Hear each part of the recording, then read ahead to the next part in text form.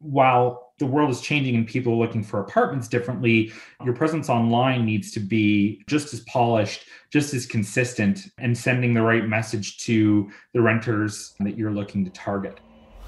Hello, and welcome to Sink or Swim, a bi-weekly podcast brought to you by RentSync, where we provide an insider's look into the prop tech, multifamily, and rental housing industry. In each episode, we take a deep dive into the technologies and strategies that have helped companies overcome operational challenges and increase the value of their multifamily investments. So, without further delay, let's get into today's discussion. Welcome back to a new season of Sink or Swim with me, your host, Mitch Fanning. And to kick things off, joining me today is Austin Joynes, a 14-year veteran of the purpose-built rental industry in Canada with expertise in operations, marketing, leasing, and design for both existing and new build communities. Austin, how you doing today? Great, Mitch. How are you? I'm fantastic. Thank you. So what I want to do is I just want to start by maybe expanding on that intro and by maybe you telling us a little bit more about yourself and how you got started in the industry. Sure. I came up through the property management, side of the industry. You know, everybody who works in property management has a story about how they got into property management, and typically it's you didn't plan to get into it, you just kind of fell into it. And I took a summer job as a leasing agent while I was in university, and said to myself, I couldn't do this for the rest of my life. How does anybody make a career out of this? And very quickly got the bug for it. And 14 years later, here I am. It just seems to be something I gravitate back towards. You know, I've had the great opportunity to work for, leading real estate developers, owners, managers, who've been driven by this vision that there must be a better way to build and manage apartments and a better way to provide good value to residents. And that's something that's always guided me in terms of my kind of career and barometer. So as a follow-up to that, again, just based on some research I did, you mentioned you started, or maybe you mentioned you started in property management, but based on the research, you spent some time as a leasing agent or in operations. So my question is, how did that help you become a better apartment marketer? I lump property management leasing together because it's often, as a leasing agent, wearing a bunch of different hats. Sure. And, I think the one thing that's always stuck with me is from the time that I was a leasing agent was just that, as much as, apartments are a segment of commercial real estate, and there are some real estate fundamentals that really help to drive results. It is really the people side of the business that makes it the biggest difference, I think, from a good manager or a good kind of residential experience to a great one. And so it's always through that lens of people and of end users that I've tried to approach marketing, property management, operations, development, design, kind of all those different verticals, and have always come out on the other side, I think, successful. No, thank you for sharing that. That's excellent. So let's look at 2021, and I'm going to start out with maybe a pretty broad question, but we can kind of get into the details as we follow up on it. Obviously we've come through a pretty interesting year in 2020. So the question is, what does leasing an apartment look like in 2021 versus 2020? And really, in your mind, in your view, what's really changed? I don't know if anything has changed particularly. 2020 has definitely accelerated, I think, the importance and the prevalence of digital presence and of virtual content for a lot of property owners who might not have necessarily been on that bus already. Not only virtual content, but also virtual service. Something that we all have always talked about on our teams. In any organization that I've had the opportunity to work on is digital curb appeal, and this idea that parallel to your building's curb appeal, when somebody drives by, that the exterior looks nice, that the building looks appealing, at least relative to your next door neighbor, but while the world is changing and people are looking for apartments differently, your presence online needs to be just as polished, just as consistent, and sending the right message to the renters that you're looking to target. And so these conversations about digital curb appeal have been happening more and more and more, amongst the different properties that I've been working on. And you can see the property owners that buy into a consistent message and brand targeted at a renter, versus something that might be a little bit more piecemeal or not have the same kind of cohesion, have been more resilient and performing better, I think, than those that don't. Yeah, it's one of the things I've always said is last year was really the things that people should have been doing all along. They started to kind of they started to do. So it's interesting is that COVID, all it's really done is accelerated the fact that you should have been, you should have had a digital footprint. You should have been doing these things. You should have had digital curb appeal prior to that, but it's really just accelerated it. And as a follow-up to that, when it comes to just looking at, the product or marketing strategy, in 2021, how should apartment marketers or just property managers approach the design stage, or even like concepts like programmatic living, or even amenities? And I guess, in other words, kind of tongue in cheek, should everybody be promoting the fact that you can have a home office in your space, or they should be doing like virtual events versus physical events to get residents together as far as engagement? Like, what's your sense there as far as how people are approaching these things versus, say, pre-COVID? I think the last year has been no different than any other kind of incident that we've had where people's lives have changed or lifestyles have changed, and what a lot of developers that I talk to are going through is trying to weed through what is trend and what is going to be what constitutes an actual, I think, change to the landscape or change to how people live. For me, when I'm counseling or providing recommendations to a developer, the objective is always to marry kind of product, people, and positioning. And right now, people are experiencing working from home. They're experiencing, all of these different elements that they would typically have in their office that they're needing to bring into their home. They wouldn't have to deal with before. Compounded on top of that, amenities are closed, and so they can't go and use the common spaces that are typically created for co-working. I think right now, marketing to apartment units that have space or that can be designed and contain a home office are definitely more appealing than the ones that don't. But are there changes that are going to be happening in design trends? I don't know. I don't think so. I think what we'll see when the pandemic comes out is more of a hunger for closeness and community and being around people, for the people who've been starved for that for the last year. And I don't know that people are going to want to continue to self-isolate. So, I think there's been a lot of commentary about the death of the office. Do I think that that's actually going to come to bear given how people are feeling and how socially isolated folks are feeling? I don't. I think working from home is probably going to be more common than not, but I don't know that it's necessarily going to be this huge life change that it's been for the last year, thus driving changes to the way that we're laying out apartments or thinking about people's living spaces. I'm not convinced as of yet, but I'm willing to be convinced. Yeah, I mean, I can speak for myself.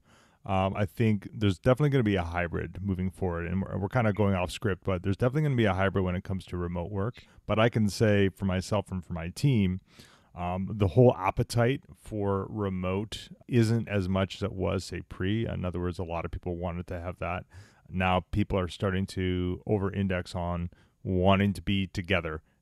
Even just for the sake of just having an informal, casual conversation, or just being in that space. So I think there's definitely going to be a hybrid, but it's definitely everything's kind of out of the box now, and it's going to definitely be interesting. And I don't think it's going to go right back to the way it was, but I think there'll definitely be a bit of a mix in between. And I also think too, what I hear you say over and over again, what I've heard, my previous guests say is it's really sticking to the fundamentals, right? It's all it really is as far as, leasing up apartments is just sticking to the fundamentals and doing the things that you should have always been doing. So it's kind of interesting that you also keep kind of reverting back to that in terms of looking at people, product, and positioning. So switching gears, let's talk about the industry as a whole, or even like the profession of property management. And so I'm obviously not from the industry. So what I've seen as kind of fascinating is that over the last 5 to 10 years, the multifamily real estate industry, and I would say even North America, not just in Canada, has obviously been disrupted by technology. And I think obviously there has been a lot of other industries that have been disrupted. I just think this one has been a bit of a laggard, but over the last 5 to 10, and specifically probably the last 3 to 5, that's accelerated. So I guess my question is, do you think this trend is going to continue? And, if so, like, how do you see it kind of playing out? I definitely think it's going to continue. I think as in apartments, we respond to changes in the way people live, and technology has fundamentally changed the way that people live. Smart home technologies like, Alexa or Google Home, for example, were introduced, probably in their like rawest form, probably about 5 years ago. And it's taken us this long to start incorporating these type of technologies into our design and into our design thinking, because I think that, we thinking about the apartment development industry, respond to these things once they hit a critical mass. And once we realize that they're not a trend, but they're an actual change in the way that people are living. And this adoption of voice technology, I think, has really started to drive selection of different thermostats, the ability to incorporate different smart home technologies into one's home on the design side.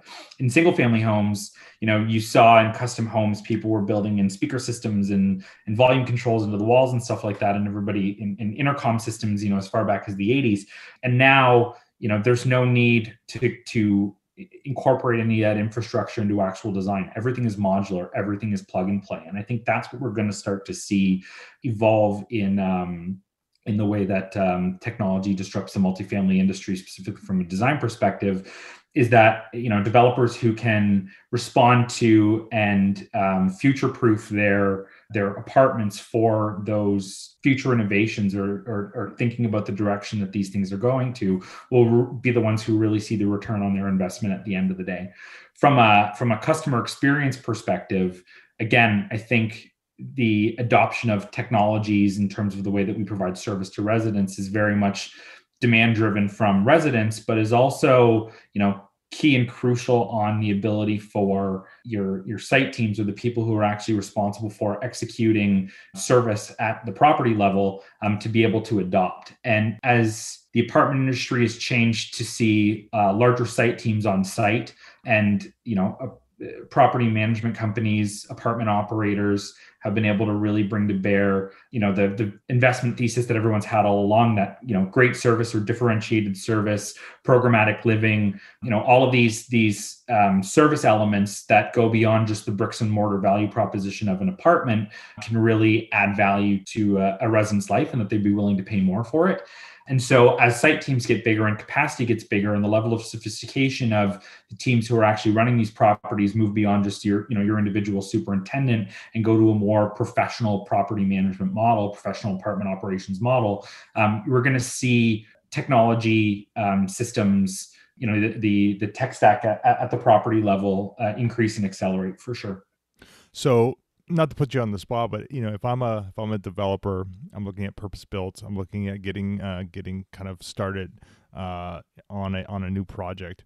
What are from a smart technology point of view, or for when you're at the design phase, like, what are the must-haves at this point? Like, what are the low-hanging fruit? These are the things that if you're not thinking about, if you're kind of old school and you're not thinking about it, you're not future proofing, as you use that term. You're not future proofing your project.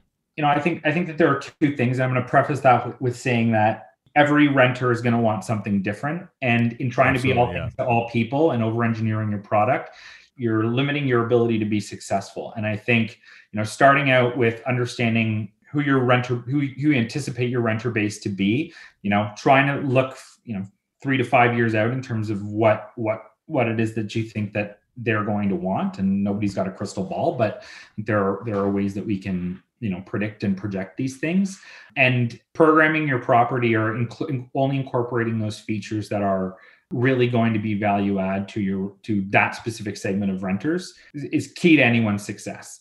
Broadly speaking, I think that the major trends that we're seeing kind of throughout the industry are smart thermostats. It's a win-win. It's a great feature for residents and for property owners. It helps with everybody's efforts towards sustainability in terms of being able to control temperature from outside the house, and to be able to kind of monitor and understand overall utility consumption at the properties. The other interesting conversation that I'm constantly having with property owners right now is around parking and around whether or not to build in conduit in your parking spaces in anticipation of electric vehicles. Going forward, there's obviously not a critical mass of individuals who are driving electric cars right now because they're so expensive, but these assets that we're building today are going to be around, ostensibly for the next 40, 50, 60, hopefully longer years. And in trying to anticipate and again, future-proof property for the future, talking about whether or not, you don't necessarily wire it today, but incorporating conduit so that you can have plugs at every parking spot is a conversation that I've been having more often than not. That's interesting. Yeah, I definitely think that the Tesla is getting cheaper apparently. So we'll see what happens, right? So indeed. Let's switch gears and let's talk internally now. I mean, as a follow up to this, one thing that we're seeing as well, internally with when you look at, property management teams or owner operators who have marketing and leasing teams internally, is the evolution of the marketing and leasing tech stack itself. So the question I have is, in your experience working with different organizations, on average, how many different marketing and leasing technologies does the typical property management or large apartment owner operator use these days? Like what you hear so far? Make sure you never miss a show by clicking the subscribe button now. This podcast is made possible by listeners like you. Thank you for your support. Now back to the show.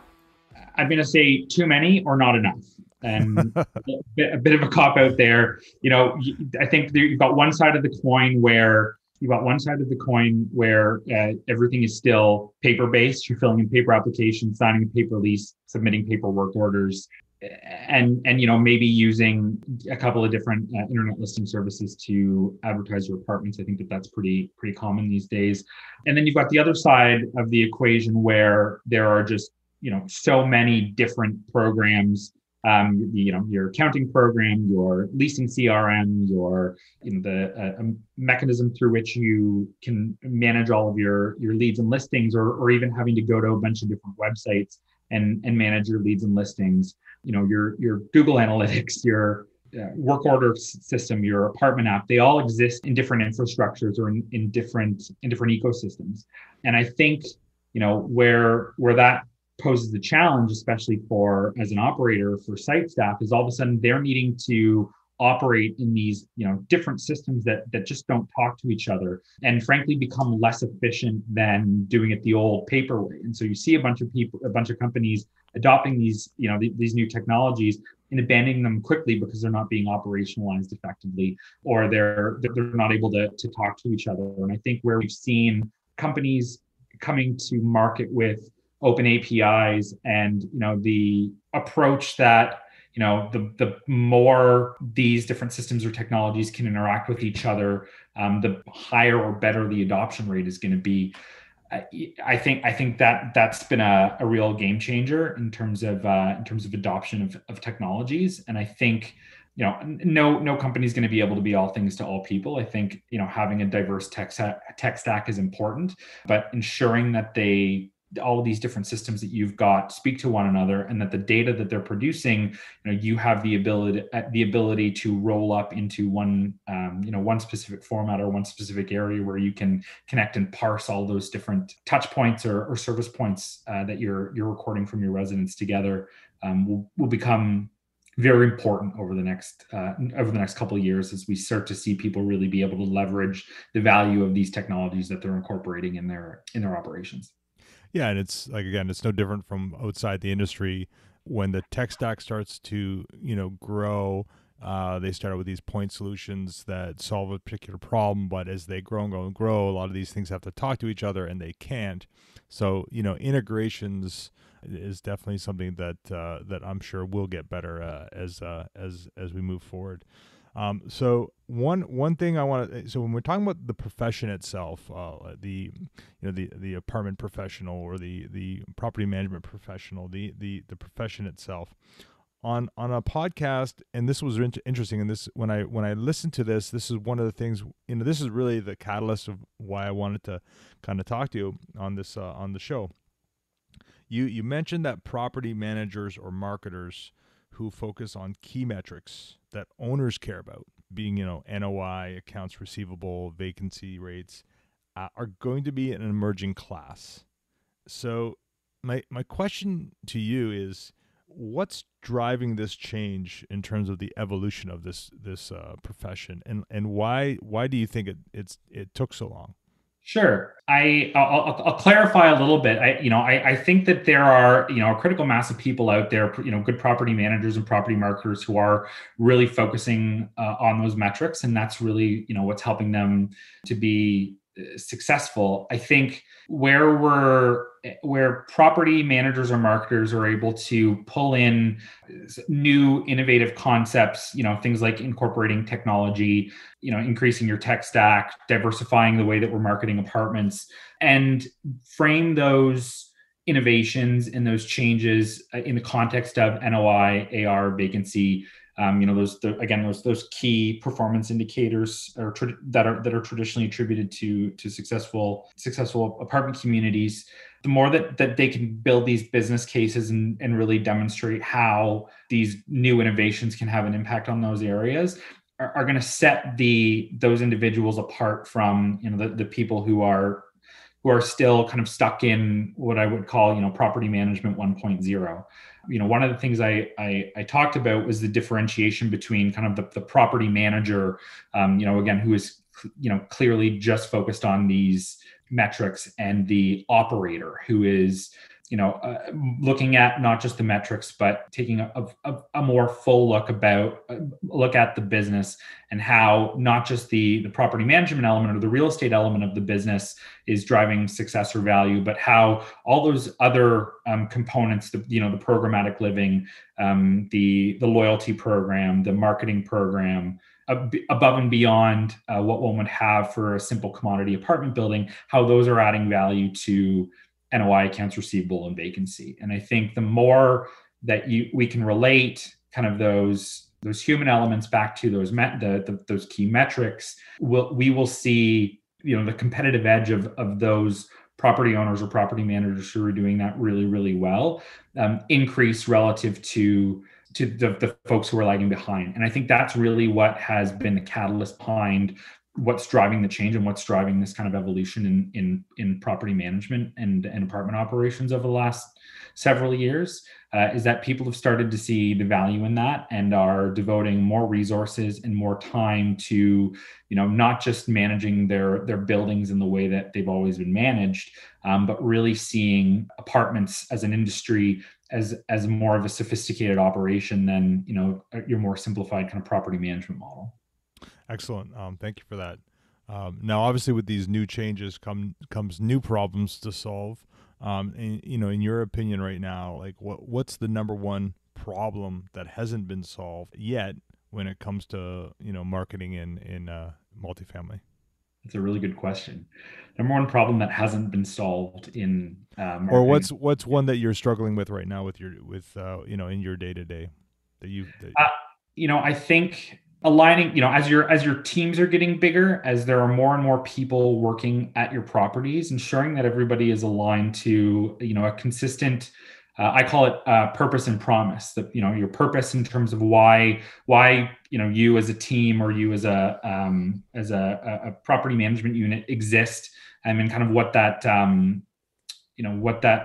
why you're all there and why you're working together, what's that common goal, and aligning that with the promise that you're making to your client, whether it's your residents in terms of operating a differentiated level of service, or offering a very kind of simple, straightforward apartment product, which there's market for both, and I don't think one is particularly better than the other, or your property owner, if you're thinking about it from a site perspective. What are the results, or what are the objectives of that property owner, and how is the unique way that you're providing service, or that you're managing the property, helping them to fulfill that goal. So it's really aligning your team members and defining purpose and promise, that continues to be, that I continue to get challenged with. And that's simply because some people are, a lot of folks aren't thinking about the business that way. It's always, again, typically been NOI, accounts receivable, and vacancy. And as we start to think about apartments, not necessarily just as a commoditized product, but as a differentiated consumer good with a unique value proposition beyond just the four walls that we're building, these people issues, these human resource issues, and these communicating the vision for a unique approach is very much going to be necessary for those property owners who are truly wanting to be successful in the future. Yeah, sometimes as marketers, or even people who are property managers, sometimes we have to remember that we're dealing with humans. It's not just about data or programs or things we're executing on. So interesting. I love it. There's a couple before we move into what I would say is my favorite part of the conversation, which is the quick fire. I'm gonna throw out kind of two, I guess, wild card questions. The first is being you strike me as someone who's a busy professional in the industry. My question is, how do you learn or stay up to date with, the latest trends that are going on? In normal circumstances, I would say conferences and networking. Exactly. Yeah.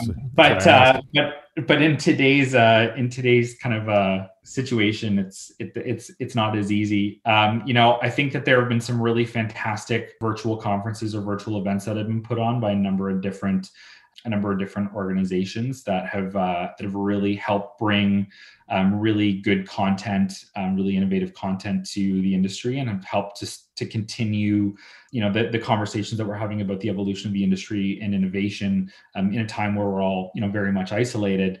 I think this year, people have just, really dug deep and really had to dig deep and get a real sense of what their business needs, and have focused very much internally on adapting their business to these new, hopefully temporary conditions.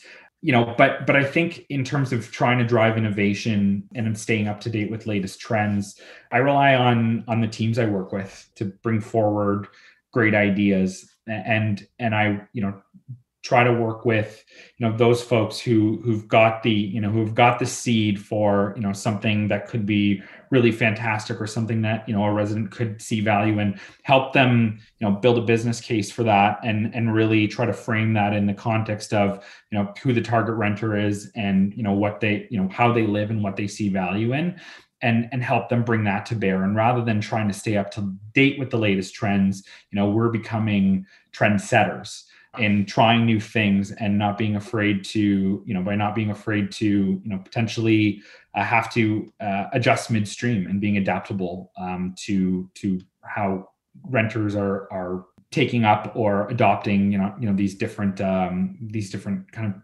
initiatives or design elements to a building, and being adaptable with some of those things. So it's, I think it's a combination. It's of trying to drive trend, and then just devouring content from a bunch of different sources, and trying to interpret through the lens of that, target renter, what makes sense for one specific business, and what may make sense for another. Yeah, I think in this environment, experimentation is required, to innovate and to kind of accelerate and move forward. So I appreciate that answer. Now, I know you're a big advocate of segmentation when it comes to understanding, who your renter is for a particular project or development. So kind of a fun question would be, if you were a developer, right now, where is that narrow opportunity in purpose-built rentals? In other words, like what market segment do you think is currently underserved? We've been talking about millennials for the past 10 years, and the term is starting to lose most of its meaning.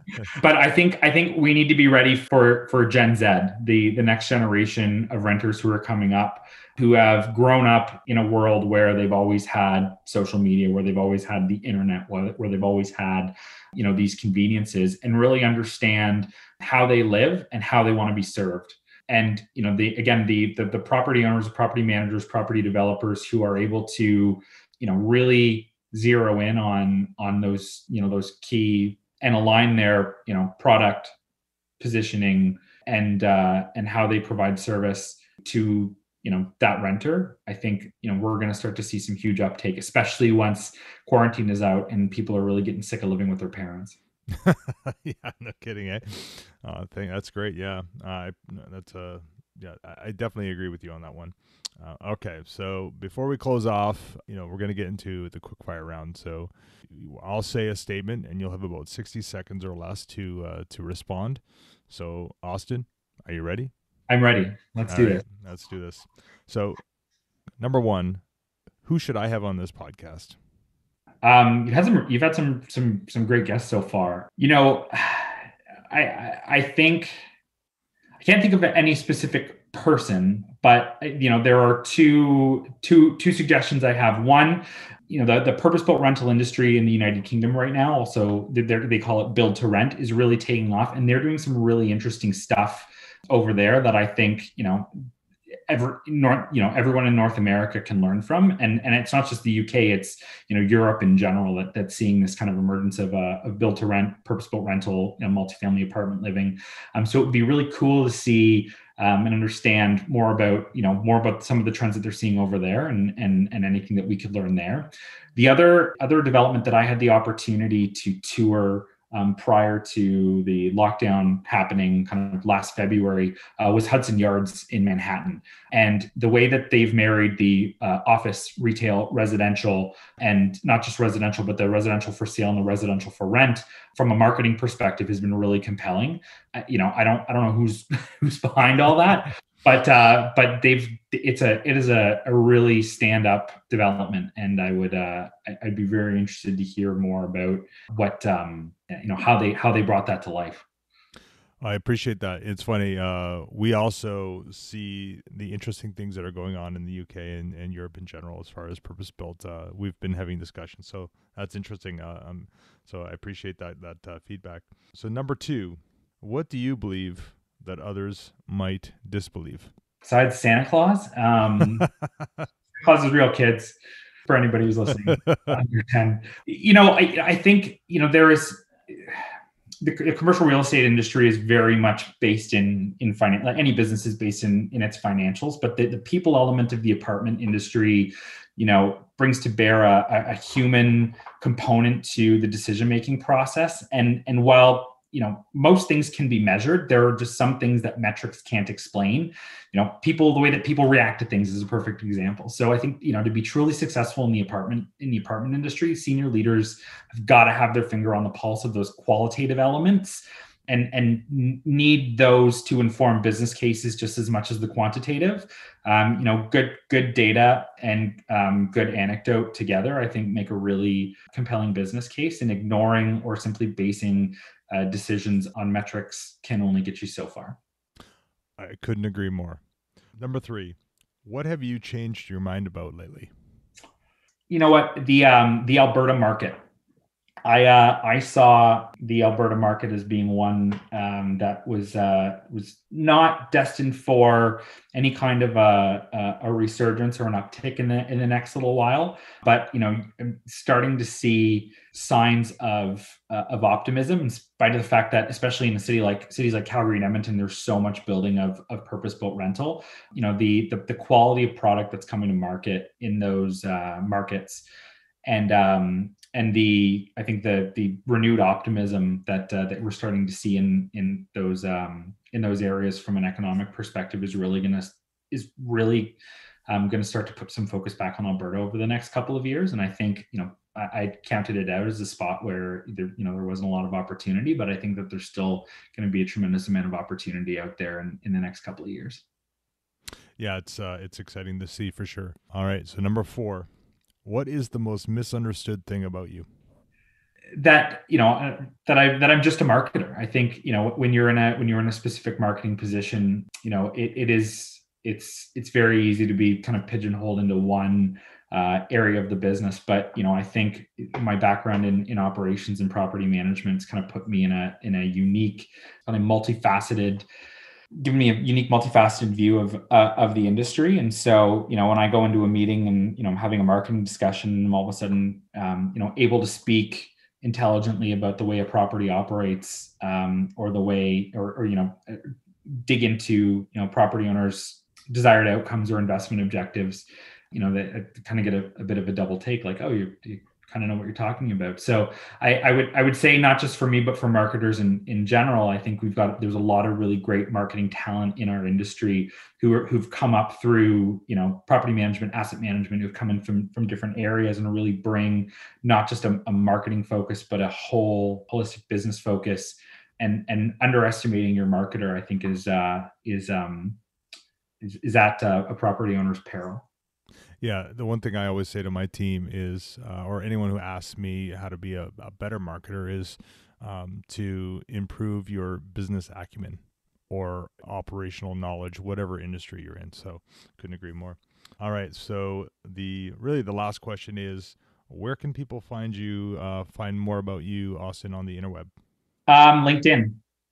Search me. I'm probably one of the only Austin Joyneses on LinkedIn. I think there might be a couple of us, but no, I found LinkedIn a really great way to connect with folks especially over the pandemic. It's been really nice to chat to people and to get a lot of good content, share a lot of interesting perspectives, and just and really just try to stay connected to people in a way that's not in person right now. Yeah, we'll put that definitely in the show notes. So I mean, that's it. That's another episode. Austin, thanks so much for doing this. I know we had some mishaps yesterday with the Wi-Fi, but I'm glad we were able to reconnect and put this episode in the can. Thanks, Mitch. It was great. All right. Okay. Well, until next time, keep swimming. You've reached the end of another episode of Sink or Swim. Make sure to visit us at rentsync.com/podcast to access show notes, key takeaways, and where you can sign up to our newsletter to receive free bonus content. If you found value in this show, please also remember to rate, review, and subscribe. That's this week's episode of Sink or Swim. Don't forget to join us next time for another jam-packed episode. Thanks for listening.